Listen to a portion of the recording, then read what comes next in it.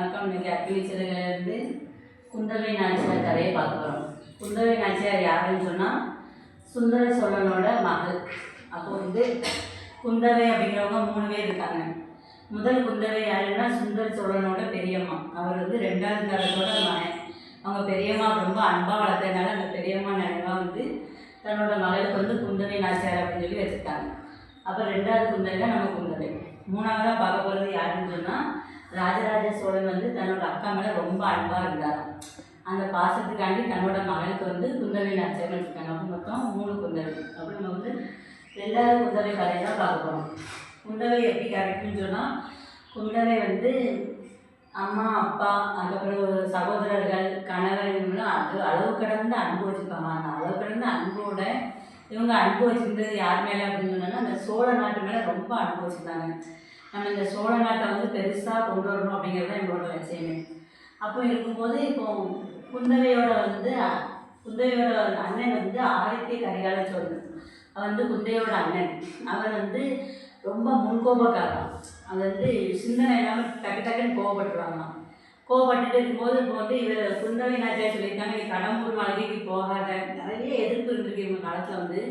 சோழ ராஜ்யத்துக்கு மேலே நிறைய எதிர்ப்பு இருந்திருக்கு. அப்போ குந்தவை கரிகாலன்ட்ட சொல்லியிருக்காங்க, ஆதித்ய கரிகாலன்ட்ட நீங்கள் கடம்பூர் மாளிகைக்கு போகாத அப்படின்னு. அப்போ குந்தவை வச்ச இவர் யார் ஆதித்ய கரிகாலன் கேட்கல. கடம்பூருக்கு போயிருக்காரு. கடம்பூரில் வச்சு இவர் படுகொலை பண்ணிட்டாங்க. யாரை? நம்ம ஆதித்ய கரிகாலனை கொண்டுட்டாங்க. அது குந்தவைக்கு ரொம்ப அது மன உளைச்சலாக இருந்தது. நம்ம சொல் பேச்சு கேட்காம இப்படி இருக்காங்க. இந்த சோகத்தில் இவங்களோட அப்பா இருக்காருலாம், அவர் வீட்டுக்குள்ளேயே இந்த அரண்மனைக்குள்ளேயே வெளியே வராமல் அப்படியே இருந்திருக்காரு. அதுக்கு பிறகு அவரும் இறந்து போயிட்டாரு, அவங்களோட அம்மாவும் இறந்து போயிட்டாங்க.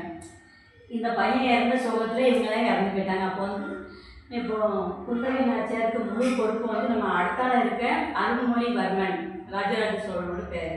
இவரை நம்ம நல்லுதவி பாதையில் கொண்டு வரணும், கொண்டு இந்த நாட்டை பெருசாக ஆகணும். அப்போ அவரை சிறந்த முறையில் வளர்க்கணும் அப்படின்னு சொல்லிட்டு இவர்கிட்ட சொல்லி பக்குவமாக வளர்த்துட்டாங்க. முன்கோபப்படக்கூடாது, இப்படி அறிவுபூர்வமாக சிந்திக்கணும் அப்படின்னு சொல்லிட்டு ராஜதந்திரியா பயங்கர அறிவாளி நம்ம குந்தவை பயங்கரமான ஒரு ராஜதந்திரியா ராஜராஜ சோழனை சிறந்த முறையில் ஆளாக்கி உருவாக்கியிருக்காங்க. அப்போ இவங்களுக்கு இந்த பெண்கள்லாம் கல்யாணம் பண்ணி வேறு வீட்டுக்கு போயிடுவாங்கல்ல, வேறு நாட்டுக்கு போயிடுவாங்க. அது மேலே ஈடுபாடு கிடையாது. நம்ம நாடு, நம்ம ஊர், நம்ம பிறந்த இடத்த விட்டு ஏன் போகணும், பெண்கள்லாம் சுதந்திரமாக இருக்கணும் அப்படிங்கிற மாதிரி நினைப்பாங்க. அப்போ அவங்க இந்த நாட்டிலே இருந்தவரை கல்யாணம் பண்ணிச்சாலும் நம்ம இந்த நாட்டிலே கல்யாணம். வந்தியத்தேவன் ஆதித்ய கரிகாலனோட நண்பன். அவரை காதல் திருமணம் பண்ணியிருக்காங்க. அப்போ இவங்க சோழ நாட்டிலே இருந்துக்கலாங்களா, அவங்க காதலிச்சு வந்தியத்தேவன், வல்லவராய வந்தியத்தேவன் அப்படிங்கிறவர் திருமணம் பண்ணியிருக்காங்க. திருமணம் பண்ணி இவங்க வாழ்க்கை இப்படி போயிட்டே இருக்கும்போது இதுக்கு இடையில இந்த சோழ வம்சத்துக்கு மேலே நிறையா போட்டி பொறாமல் சூழ்ச்சி இப்படியா இருக்குது. இப்படி இருந்துக்கிறதோட இந்த இடையில என்ன சொல்லியிருக்காங்க, எல்லாரும் அருள்மொழிவர்மனுக்கு பட்டம் சுட்டி அவரை ராஜராஜன் பட்டாளம் வைக்கணும் அப்படின்னு சொல்லியிருக்காங்க. அப்போ குந்தவை மட்டும் இது வேண்டாம் அப்படின்னு சொல்லியிருக்காங்க. அப்படி எல்லாரும் என்ன குந்தவை ஏன் வேண்டாம்னு சொல்லுறாங்க அப்படின்னா, அப்போ இப்போ நிறைய எதிர்ப்பு இருக்குது, இந்த நேரத்தை இவர் ராஜ்யத்தை கொண்டு கொடுத்தோம்னா பிரச்சனைகள் வரும் அப்படின்னு சொல்லிட்டு மதுராந்தகத்துக்கு இந்த ஆட்சி செய்ய வச்சுட்டு நீ கடல் வெளியில் உள்ள நாட்டெல்லாம் பிடிச்சிட்டு வா. குந்தவை சொல்லியிருக்காங்க, தம்பியில் கடல் வெளியில் உள்ள நாட்டெல்லாம் பிரிஞ்சுப்பா அப்படின்ட்டு ஒரு தலைமறைவு வாழ்க்கை 15 வருஷம் இவங்க வாழ்ந்துருக்காங்க. தலைமறைவாகவே இருந்து இந்த நாட்டை என்ன பண்ணணும் நிறைய கஷ்டப்பட்டு நிறைய இது பண்ணியிருக்காங்க. இதுக்கு இடையில இந்த ஆதித்ய கரிகாலன் கொண்டது யார்? குந்தவை வீட்டுக்காரர் தான், வந்தியத்தேவர் தான் அப்படிங்கிற மாதிரி ஒரு பழியும் அவர் மேலே உள்ளது. அவர் போய் சிறையில் இருக்கிற மாதிரி அப்படி நிறைய பிரச்சனைகளெல்லாம் இவங்க தாண்டி இப்படி கடந்து வந்துட்டே இருக்கும்போது இவங்க எல்லா சப்போர்ட்டும் நம்ம அருள்மொழிவர்மன் ராஜராஜ சோழனுக்கு ரொம்ப உறுதுணையாக இருக்காங்க. அப்போ ராஜராஜ சோழனுக்கு இந்த தஞ்சை பெரிய கோயில், உலக புகழ்பெற்ற தஞ்சை பெரிய கோயில் இருக்கலாம். அப்போ நீ எவ்வளோ நாட்டை பிடிச்சிருக்க, எவ்வளோ போர் பண்ணியிருக்க, ஆனால் நீ ஒரு சிறந்த கோயில் கட்டு, மக்கள் மத்தியில் நீ நிலைச்சி நிற்கணும்னா நல்ல ஒரு சிறந்த கோயில் கட்டு, வரலாற்று சிறப்பு மிக்கதாக இருக்கணும்னு முதல் தூண்டுதல் பண்ணியிருக்கிறது யாரு? நம்ம குந்தவை நாச்சியார் தான். இப்போ இந்த வரலாற்றில் தஞ்சை பெரிய கோயில் அழியா காவியமாக இருக்கான். அதுக்கு மெயின் ராஜராஜன்கிட்ட சொன்னது யார்? குந்தவை நாச்சியார் தான். நீ ஒரு சிவன் கோயிலை கட்டு அப்படின்னு அது சிறப்பு மிகுந்த கோயிலாக கட்டியிருக்காரு. அவரும் சிறப்பாக கட்டி அந்த கோயிலுக்கு இவங்க 10 களஞ்சி நகைகள், வெள்ளி பாத்திரங்களை இவங்க தானமாக கொடுத்துட்டாங்க. யார்? குந்தவை நாச்சியார்.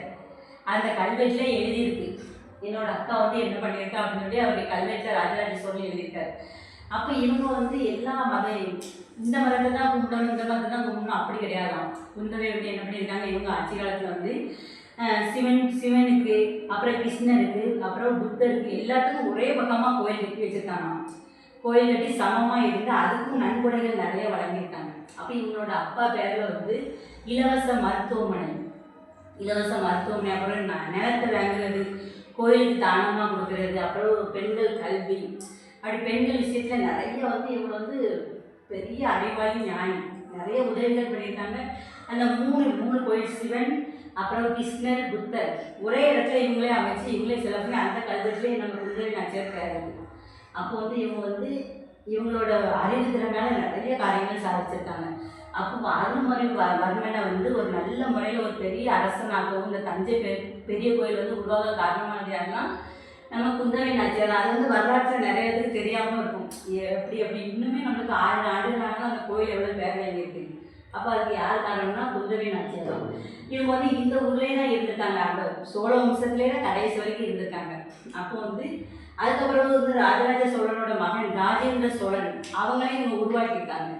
இப்போ வந்தியத்தேவன் கடைசி காலம் என்னன்னு சொன்னால், வந்தியத்தேவன் வந்து பிரம்மதேசம் அப்படிங்கிற ஒரு சின்ன நாட்டை வந்து ஆண்டுட்டு வந்தார். அப்புறம் வந்து அவர் கூட கூப்பிட்டுருக்காரு, நம்ம அங்கே போயிடலாம் அப்படின்னு சொல்லி கூப்பிட்டுருக்காங்க. இவங்க போகலை.